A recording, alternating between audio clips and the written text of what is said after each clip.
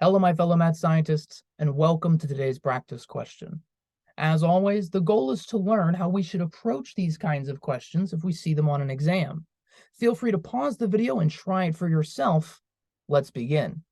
Now, for today's organic chemistry question, we have what's called addition across an alkene.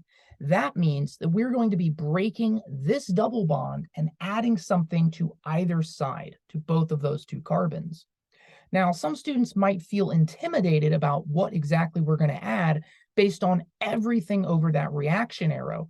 But in fact, most of this stuff doesn't mean anything to us at all. Our key focus is right there, Hg.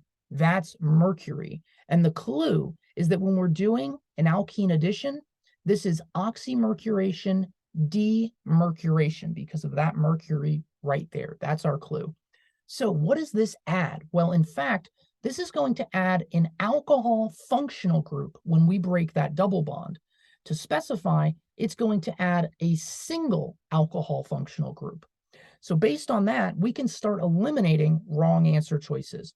For example, number 2, that's a ketone, not what we're looking for. Number 4, that's an epoxide.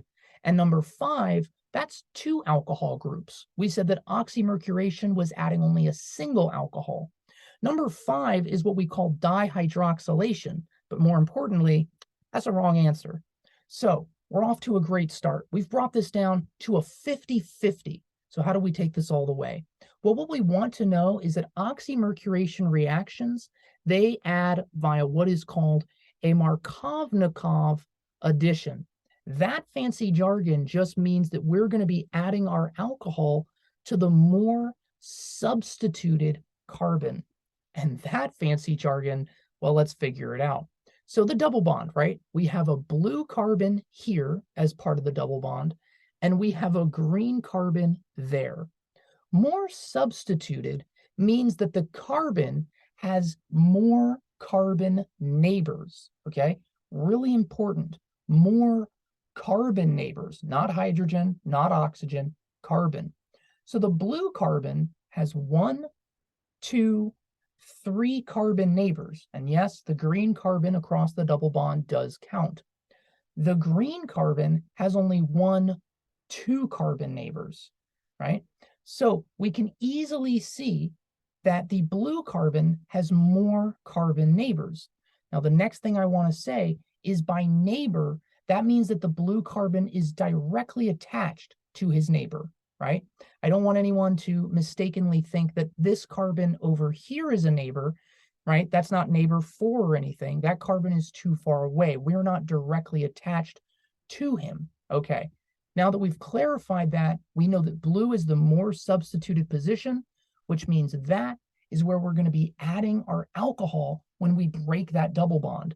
Based on that, we can see that this is clearly going to be option 3. That means that we're going to be selecting answer C, and that's an easy A.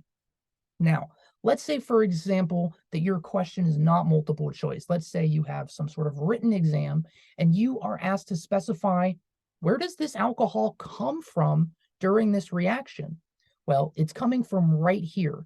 That H2O is converted into an alcohol when it gets added onto the double bond.